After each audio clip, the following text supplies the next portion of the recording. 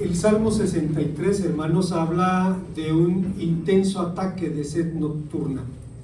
Nos habla de una aguda necesidad que durante algún tiempo secuestró el sueño de David, apoderándose de sus pensamientos y negándole el descanso. No se trataba de un problema físico, no era un síntoma de diabetes. Tampoco este mal, hermanos, había sido descrito hace unos 3.500 años en la literatura egipcia, y posiblemente se hable también de él en la Biblia en algún caso, pero la intensa sed de David era más bien la evidencia de una situación espiritual. No era síntoma de un mal, era más bien síntoma de un bien, la evidencia de su profunda hambre y sed de Dios. Agustín de Hipona, quien en la tradición católica es el santo patrono de los que buscan a Dios, abordó este tema. En la bitácora espiritual de la primera mitad de su vida, el pastor de Hipona dijo: grande eres, Señor, y digno de alabanza, grande es tu poder y tu sabiduría no tiene medida. Y pretende alabarte el hombre, pequeña parte de tu creación, precisamente el hombre que, revestido de su mortandad, lleva consigo el testimonio de su pecado y el testimonio de que resistes a los soberbios. Con todo, quiere alabarte el hombre, pequeña parte de tu creación, y tú mismo le estimulas a ello, haciendo que se deleite en alabarte, porque nos has hecho para ti, y nuestro corazón estará inquieto hasta que no repose en ti. Agustín cifraba la necesidad de Dios en términos de una profunda insatisfacción, de una agónica inquietud, y David la describía como una intensa sed. Y puesto que tarde o temprano todo verdadero creyente vivirá experiencias similares, es inevitable preguntarnos qué significa para nosotros esta sed de madrugada. Veamos, hermanos, las respuestas que el texto nos ofrece. Antes, hermanos, de pensar en las enseñanzas del pasaje, debemos recordar que el libro de los Salmos es un libro que tiene un viejo romance con el pueblo de Dios a lo largo de sus milenios de historia. Sin importar si hablamos del pueblo judío o del pueblo cristiano, hay una vieja historia de amor entre este libro y el pueblo de Dios. Después de todo, ¿qué verdadero creyente no ha mojado con sus lágrimas las páginas del libro de los Salmos? En este pasaje, el creyente puede identificar sus dolores, sus incertidumbres, pero también los motivos de su fe y de su esperanza. Y es el caso del Salmo 63. El salmista empieza confesando su necesidad de Dios, una necesidad que a la luz de este pasaje tiene cuando menos tres significados. En primer lugar, significa un tiempo de búsqueda. Empezando por el principio, debemos hablar del escenario de este salmo. Su escenario fueron largas noches de insomnio. Más allá de su sentido temporal, en la antigüedad la noche era sinónimo de peligro. De hecho, hermanos, cuando se empezó a desarrollar la tecnología de visión nocturna, con fines bélicos primeramente, los seres humanos hicimos un descubrimiento. En la noche casi todos los animales ven y nosotros estamos ciegos. Fue una sorpresa ver que el ganado se mueve, los perros, los gatos, los depredadores, todo el mundo camina en el campo en la noche, y nosotros pensábamos que todos estaban tan ciegos como nosotros. Ahora sabemos que los primates, incluidos los seres humanos, no podemos ver en la noche, razón por la cual en la antigüedad la noche era sinónimo de peligro. Un enemigo podía atacarte, un depredador podía estar acechando, y entendemos eso. Pero más allá de su sentido propiamente temporal, en la antigüedad la noche era sinónimo de peligro, y en la mitología griega la noche era hija del caos y también el origen del sueño, de la muerte, de los sueños, las angustias, la ternura y el engaño.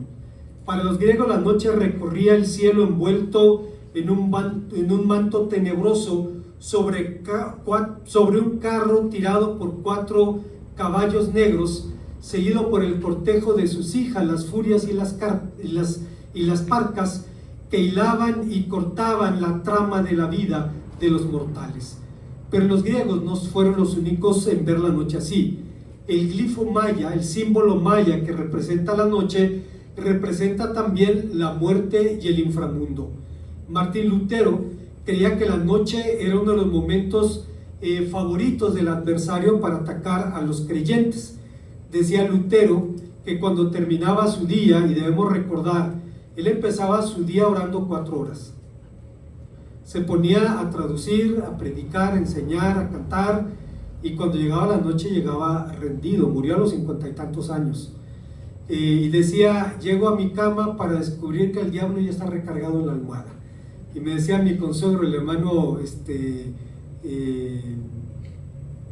Alvarado, decía: ¿por qué le llamaba así a su mujer? No, no era su mujer, era el diablo que le estaba esperando para atormentarlo. Bueno, Lutero llegó a decir que la mejor forma de expulsar al diablo, si no se rinde ante un texto de la Biblia, es burlarte de él y no hacerle caso, porque no puede soportar el desprecio. Tomás Aquino pensaba lo mismo, y yo ignoro las razones por las que pensaban eso y prefiero quedarme con la duda. No voy a profundizar en el asunto.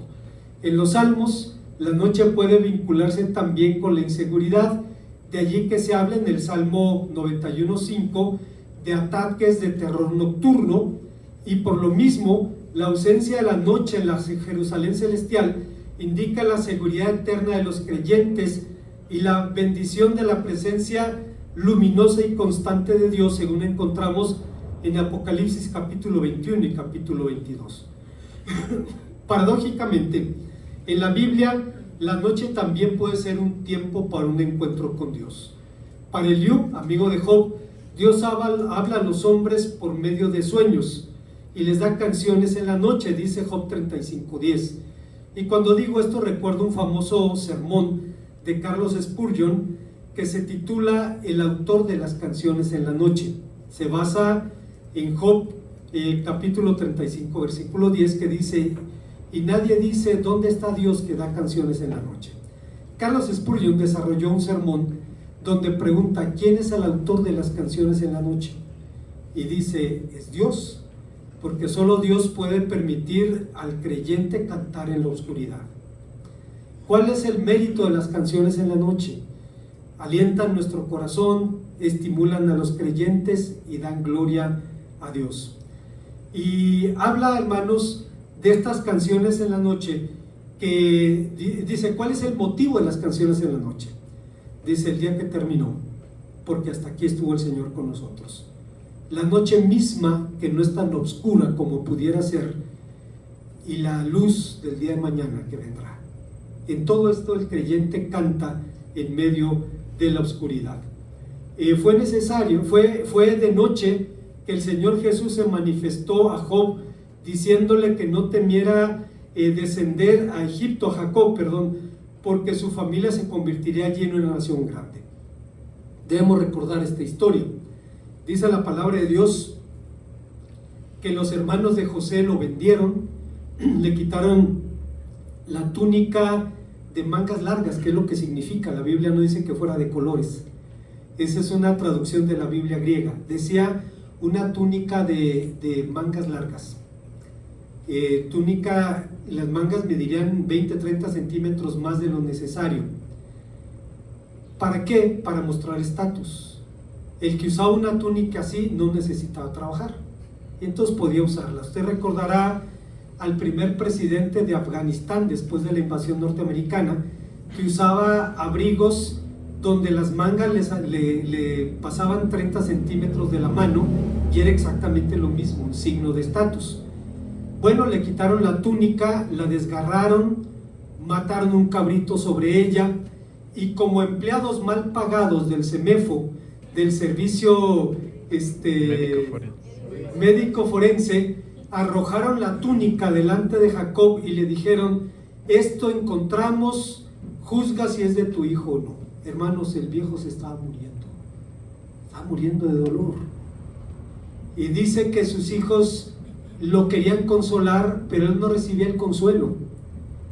Pasaron años, y la herida siempre estuvo allí, entre otras cosas porque era el hijo de la única mujer a la que amó. Un día llegan sus hijos de Egipto y le dicen: José vive. Perdón, hermano, me conmueve mucho esta historia,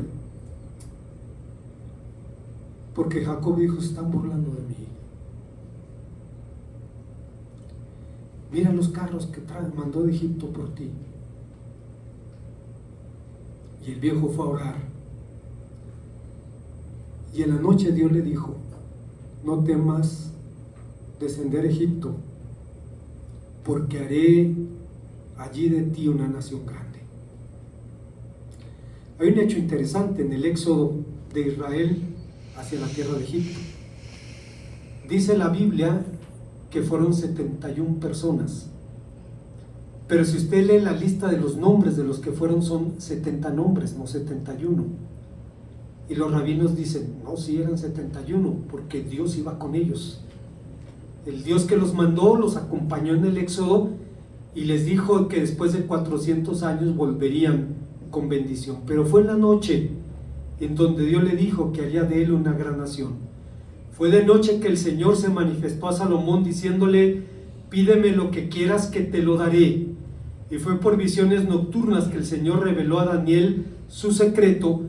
Y fue también de noche cuando el Señor indicó a Pablo que pasara por Macedonia y en Corinto que no se desanimara, porque allí Dios tenía mucho pueblo.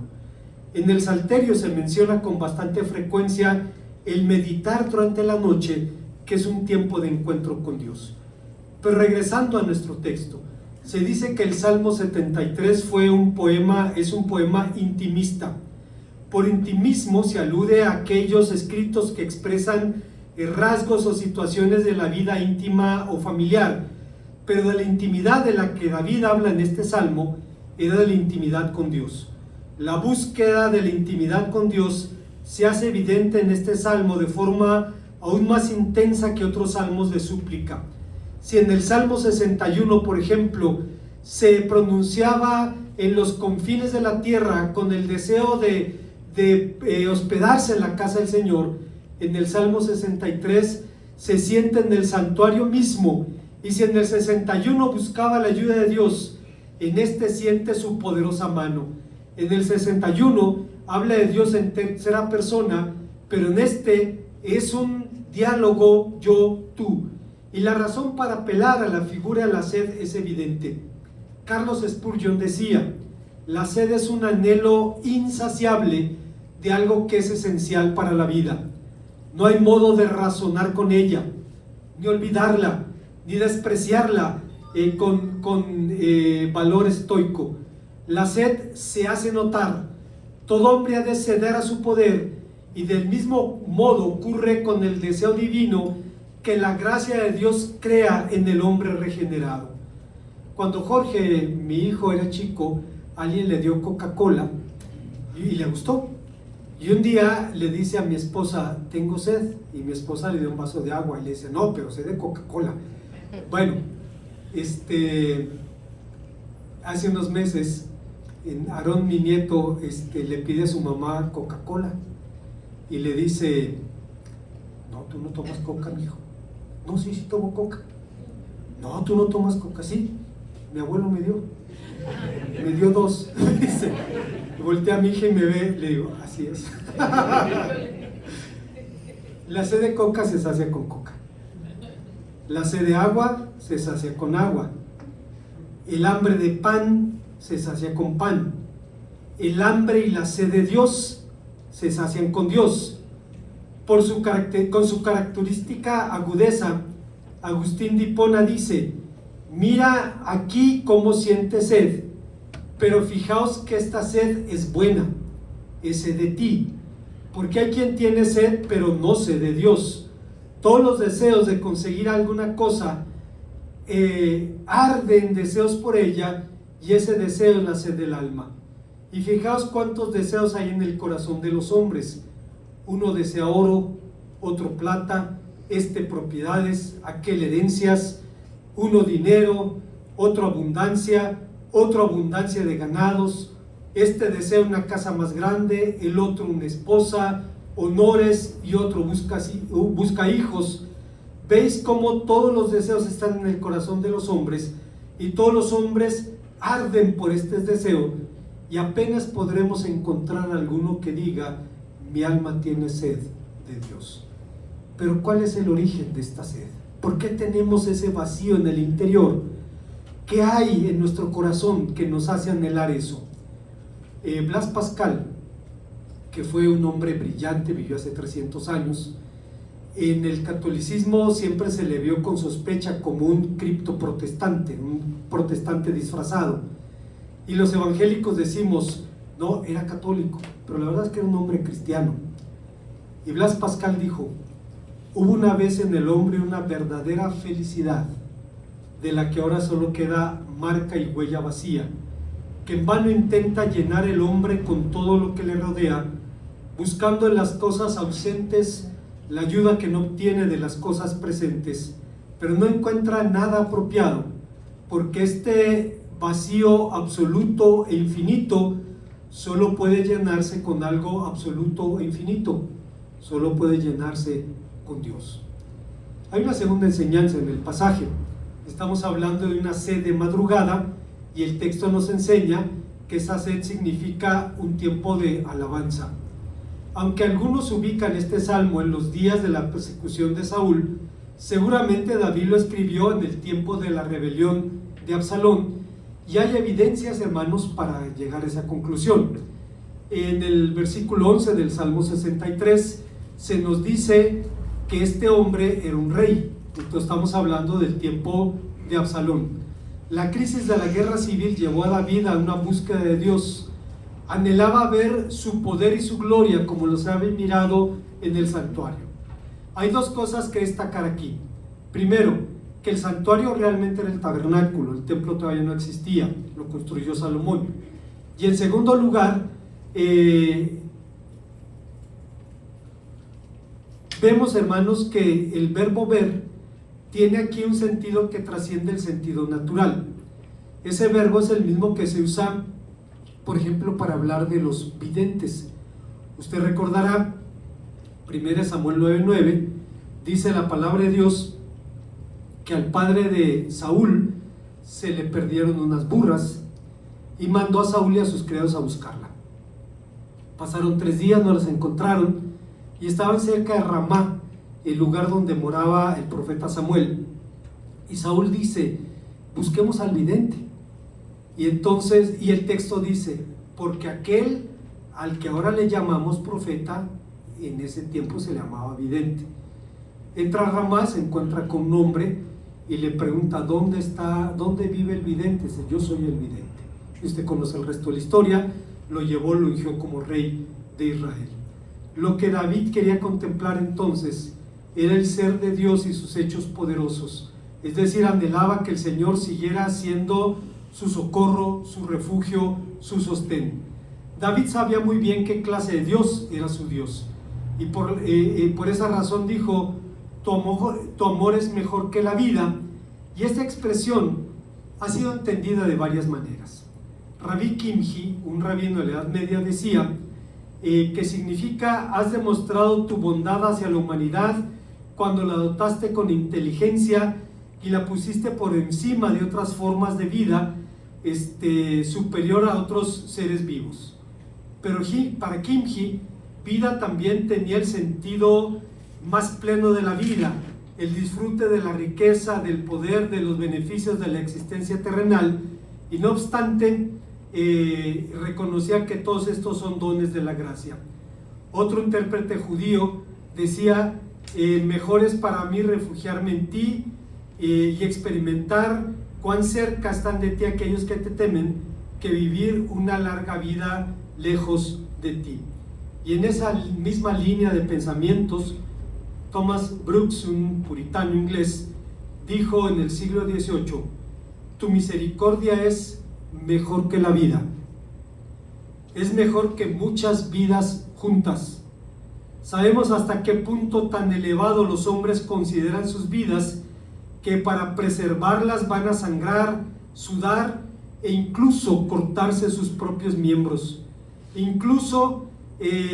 Pero aunque la vida sea tan cara y preciada para el hombre, un alma abandonada valora la recompensa del favor divino por encima de la vida.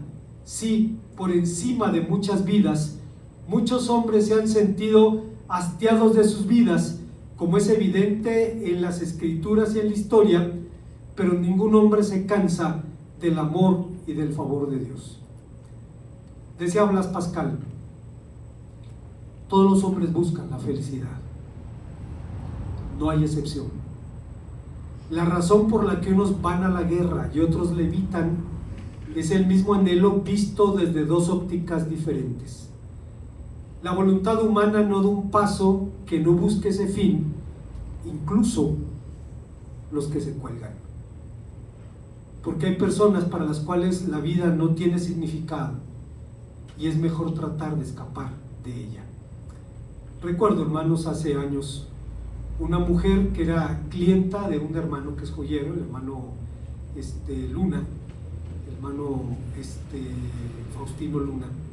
Ella era su clienta y dice el hermano Faustino, yo dejé de ver a la señora tantos años. Dice que cuando la vi la última vez yo era católico y cuando la vi la última vez era diácono bautista. Dice, entonces pasaron muchos años. Un día llega la mujer y le lleva un trabajo y le dice, don Faustino, seguramente se habrá preguntado por qué no vine en tantos años a visitarlo. Dice, sí, la verdad sí me preguntó, pues son más de 10 años. Y dice, es que yo estaba en una profunda depresión. Dice, y decidí suicidarme. Dice, tomé la decisión. Pero era una mujer creyente, católica practicante. Y decía, no podía suicidarme y echar estigma sobre mi familia. Entonces tenía que pensar cómo suicidarme de manera que pareciera un accidente. Dice, tenía dos alternativas. Una era irme a la autopista a las 7 de la noche cuando usted nada más ve los ejes de los trailers que van a sus lados y dar un volantazo y quedar allí. Dice, la otra, ella tenía un sedán, un Volkswagen. Dice, la otra era aventarme contra la contención de un puente en la autopista y pues que la gravedad haga lo suyo y terminar allí. Pero como era una mujer practicante, quería que su sacerdote le diera la bendición. Entonces va y lo busca y le dice, no te puedo atender en esta hora. Dice, pero me desocupo en 1 hora. Dice, quiero que en 1 hora estés aquí, quiero hablar contigo, prométeme que en 1 hora vas a regresar. Sí, padre, está bien. Dice, me fui y regresé y a la hora él estaba desocupado y me preguntó, ¿por qué quieres la bendición? Es que va a ser un viaje muy largo. ¿A dónde vas a ir? Y le sacó la verdad. Y entonces le dice, mira, yo no sé de qué estés huyendo, pero tú sabes que según la doctrina católica, el suicida no tiene perdón. Vas a caer del sartén a la lumbre. Y dice, hizo una ceremonia de exorcismo, y yo creo que lo que funcionó fue que la pastoreó, la escuchó, la atendió, estuvo con ella, y dice, y pude quitarme de la idea de suicidarme, aunque pasó tiempo para salir de la depresión. Decía Pascal, incluso los que se cuelgan están buscando la felicidad que no encontraron en la vida que viven. Esta es la razón de la alabanza del salmista en los versículos 3 al 5. No es algo extraño que el salmista alabara a Dios desde la ignorancia de su propio porvenir, pero debemos recordar que Pablo y Silas hicieron lo mismo en su noche en el calabozo en Hechos 16:25. Matthew Henry comentó este incidente diciendo, los perseguidores se proponían desanimar a los predicadores del evangelio, pero ellos estaban animados y gozosos. Después de la paliza que les propinaron y de la incomodidad del cepo que hacía doblar sus espaldas llagadas, se podría esperar que se quejaran, que lloraran sin saber lo que les esperaría el día siguiente. Pero los vemos en medio de la noche orando y cantando himnos a Dios. No eran ni el lugar ni la hora de la oración, pero cualquier lugar y cualquier hora son buenos para orar y para alabar a Dios en espíritu en verdad. Si como Santiago dice, si alguno está afligido, haga oración, si alguno está alegre, cante alabanzas. Pablo y Silas, bajo la aflicción, orando, pero también alegres, cantando alabanzas. Lucas hace notar que los presos los escuchaban, lo que es significativo. Debieron cantar tan alto que los gruesos muros del calabozo no impidieron que la voz de su alabanza pudiera llegar a los otros presos.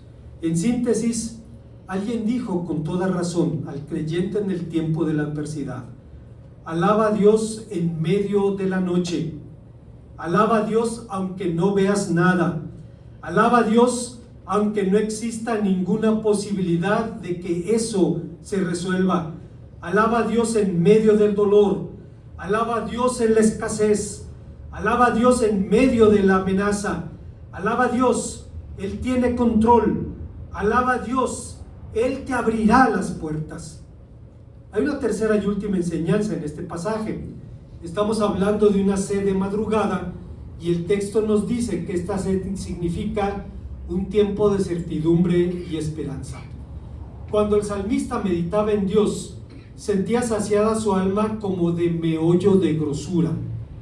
Tal vez la médula y la enjundia no sean, es decir, el tuétano y la grasa que envuelve la overa de la gallina, la huevera como se le llama popularmente, no sean los alimentos más apetitosos. El tuétano sí me gusta a mí, la grasa de la overa no, y nunca la he probado y no la voy a probar nunca. Pero, hermanos, el texto dice como de meollo de grosura. ¿Qué pasa? En la antigüedad bíblica se consideraba que lo mejor del animal era la grasa. Un animal flaco estaba malnutrido. Un animal bien alimentado acumula depósitos de grasa. Y por eso la grasa es para Dios. En los sacrificios animales, la grasa se quemaba en el altar y los oferentes, es decir, los que llevaban la ofrenda, no podían participar de la grasa. Entonces son símbolos de lo mejor del animal y por tanto de un banquete generoso. Y la razón de las palabras de David es evidente. Con frecuencia se encontraba en el exilio, sin más cama que el duro suelo, piedras como almohadas, setos como muros, el cielo como dosel y la omnipresente abundancia de hambre y de sed. Su condición era la misma de la que habló Juan Calvino cuando hablaba de los creyentes frente a las promesas de Dios. Calvino dijo: se nos promete la vida eterna, pero se nos promete a nosotros los muertos. Se nos anuncia una resurrección bienaventurada y entre tanto estamos rodeados de podredumbre. Se nos llama justos y sin embargo el pecado mora en nosotros. Oímos hablar de una bienaventuranza inefable, pero entre tanto nos encontramos oprimidos aquí por una infinita miseria. Se nos promete sobreabundancia de toda clase de bienes y solo somos ricos en hambre y en sed. Luego Calvino dice: ¿qué sería de nosotros sin la esperanza? De modo que en la condición que se encontraba David, Dios le era más deleitoso, más delicioso que el tuétano y la enjundia. A diferencia de los israelitas rebeldes que en el desierto tenían todavía la carne de las codornices en los dientes cuando fueron castigados por Dios, según Números 11, David estaba a diente limpio en su propio desierto, pero en la presencia y en el favor de Dios. En el libro del profeta Amós, cuando Dios juzga a Israel con hambre, dice: os hice estar a diente limpio, porque no han comido nada. Dice: y no os arrepentisteis. Cuando el Señor pone su espíritu en nosotros, nuestras almas hambrientas gozan de un festín. David declara también que su alma estaba apegada al Señor, y como tras el intenso combate, usted recordará la historia de Eleazar ben Dodó, del que nos habla 2 Samuel 23:10, era uno de los héroes de David, y dice que luchó contra un escuadrón, y cuando aniquiló al último hombre, dice, la espada no podía soltarla porque se había pegado a su mano, es decir, estaba contracturada la articulación de tal manera que no podía abrir la mano. Con un timbre casi ingenuo, Agustín de Hipona pregunta: ¿con qué pegamento está unido a Dios? Con el amor. Ama, y con este adhesivo tu alma estará pegada a Dios, no en igualdad a Dios, sino en pos de Dios, de modo que sea Él quien preceda y tú le sigas. Dice Agustín de Hipona, nuestra alma solo puede adherirse a Dios a través del amor que ha derramado en nuestros corazones. Pero David no se gozaba de un instante de comunión. No trata de prolongar, como el apóstol San Pedro, la visión en el monte de la transfiguración construyendo 3 enramadas. A pesar de que David se gozaba en Dios, en los versículos 10 y 11 habla de aquellos mentirosos y calumniadores que pusieron trampas contra él. David sabe en su corazón que, sin embargo, los perseguidores perecerán e irán a las profundidades de la tierra y a las regiones de los muertos. Serán abandonados a la merced de la espada, y sus cadáveres serán presa de los chacales. Si efectivamente este salmo fue escrito por la rebelión de Absalón, las expectativas del rey fueron cumplidas. Agitofel, su antiguo amigo y consejero, un hombre a quien cuando se consultaba era como consultar a Dios mismo, dice la Biblia, aconsejó a Absalón que atacara a David esa noche antes de que cruzara el Jordán. Para darnos una idea, entre el río Jordán y Jerusalén hay un declive de más de 1000 metros. Es una pendiente ininterrumpida hasta que el Jordán te cierra el paso. David iba huyendo con lo que quedaba de sus hombres a una trampa mortal. Caminaba a un río que le iba a cerrar el paso, y si Absalón lo atacaba esa noche, lo iba a aniquilar. Pero Absalón desechó el consejo. Agitofel fue, arregló su hacienda y se colgó porque sabía que la guerra estaba perdida. 20,000 hombres de Absalón cayeron en el bosque de Efraín, y la mano de Dios fue evidente en ese caso, porque dice el texto sagrado, fueron más los que mató el bosque que los que mató la espada. Absalón mismo fue encontrado suspendido de su cabellera entre el cielo y la tierra, decía Carlos Spurgeon, como repudiado por ambos. Y usted recordará aquel hombre de Joab que le dice: he visto al hijo del rey colgado de su cabellera en un árbol. ¿Por qué no lo mataste? Porque el rey dijo que no lo tocáramos. Joab simplemente echa al lado al que le está dando la noticia, no se molesta en tomar su sable. Tenía 3 estacas de madera en la mano, y la filosofía de Joab era muy práctica: muerto el perro, se acaba la rabia. Y fue, y sin mediar palabra, clavó las estacas en el corazón del príncipe rebelde, y sus escuderos lo remataron. Cuando David fue notificado de la victoria y de la muerte de Absalón, escuchó los labios de aquel corredor africano que le dijo: que como este joven sean los enemigos de mi señor el rey, y todos los que se levantan contra ti para mal. A pesar de su dolor como padre, se cumplieron las palabras del salmista: el rey se alegrará en Dios, será alabado quien jura por él, porque la boca de los que hablan mentira será cerrada. Como conclusión, para David, la sed nocturna no resultó en el síntoma de un mal, sino más bien en el síntoma de un bien. Es paradójico que la noche sea tiempo de oscuridad y tiempo de luz. Pueda ser el escenario de terror nocturno y de encuentros con Dios. Fue justamente el tema de uno de los más hermosos sonetos escritos tanto en inglés como en español por don José María Blanco White. Blanco White fue un predicador español, un ex sacerdote primero y después se convirtió. Blanco White era blanco por parte de padre y White por parte de la madre, que era irlandesa. Eran irlandeses que se refugiaron en España en el siglo XVIII más o menos, y si usted quiere conocer la España del siglo XVIII tiene que leer a Blanco White. Él escribió un poema precioso que se llama voy a recordar el nombre,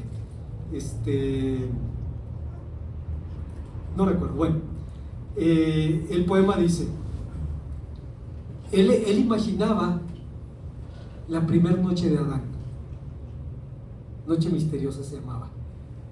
Dice Blanco White: al ver a Adán la noche por vez primera, que iba borrando y apagando al mundo, creyó que al par del astro moribundo la creación agonizaba entera.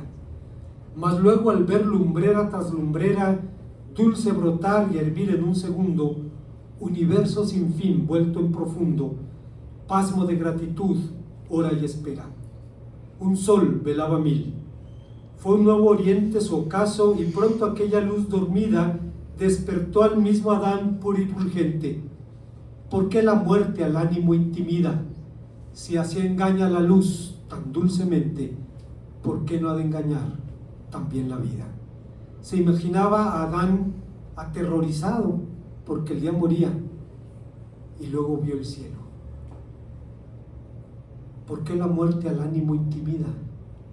Si así engaña la luz tan dulcemente, ¿por qué no ha de engañar también la vida?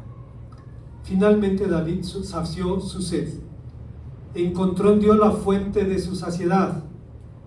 Pudo decir una vez más: en paz me acostaré y asimismo dormiré, porque solo tú, Señor, me haces vivir confiado. Para bendición nuestra, Dios ha provisto una fuente de agua viva para saciarnos para siempre. El Señor Jesús dijo: si alguno tiene sed, venga a mí y beba. El que cree en mí, como dice la Escritura, de su interior correrán ríos de agua viva. Pocos han podido hablar de esa idea de manera más elocuente que Matthew Henry, aquel puritano que vivía hace 300 años y decía: en Cristo hay suficiente para todos y cada uno de nosotros. Donde Él haya dado sed, dará también su gracia. Id a Cristo, porque Él es la fuente abierta. Id a las santas ordenanzas, a los arroyos que alegran la ciudad de nuestro Dios. Id a las aguas sanadoras, id a las aguas vivas. Venid, comprad, apropiaos de esto y aplicad la gracia del Evangelio a vosotros mismos. Venid y comed, hacedlo aún más vuestro y disfrutadlo. Venimos a Él y hallamos vino y leche. Los dones ofrecidos son tales que ningún precio los puede comprar. Las cosas ofrecidas han sido pagadas porque Cristo las adquirió por el precio total de su sangre. Nuestras necesidades son incontables y nada tenemos que las satisfaga. Si Cristo y el cielo son nuestros, nos veremos siempre endeudados con esta gracia libre. Que los desencantos con los que nos topamos en el mundo nos ayuden a impulsarnos a Cristo y a buscar la satisfacción que solo podremos encontrar en Él. Solo entonces encontraremos reposo para nuestra alma. Y cita al profeta diciendo: oíd y vivirá vuestra alma. Con cuánta claridad nos ofrece la felicidad. Una vez más, hermanos, en una época de su vida, David fue atribulado por ataques de sed nocturna. No era diabetes. Ya se conocía en el tiempo de la Biblia, o al menos parece serlo, porque nos habla de un rey al que le cortaron una pierna y cuando lo enterraron tuvieron que llenar de perfume el sarcófago por el hedor, seguramente de la gangrena. Tal vez era un problema de diabetes, no lo sabemos. Pero el problema de David no era ese. Su sed, sus ataques de sed nocturna no eran el testimonio de un mal, sino más bien de un bien, de su hambre y su sed de Dios. Y sabe, hermano, hermana, esas fuentes de agua viva están abiertas al buscador sincero. En tu presencia hay plenitud de gozo, delicias a tu diestra para siempre. Si usted está atravesando un tiempo difícil, un tiempo en que le cuesta trabajo sentir la presencia de Dios, no de sentirse culpable por eso. El profeta Isaías dijo: verdaderamente eres un Dios que te encubres, un Dios que te encubres y salvas. Dios esconde su rostro para revelar su salvación. Oremos al Señor.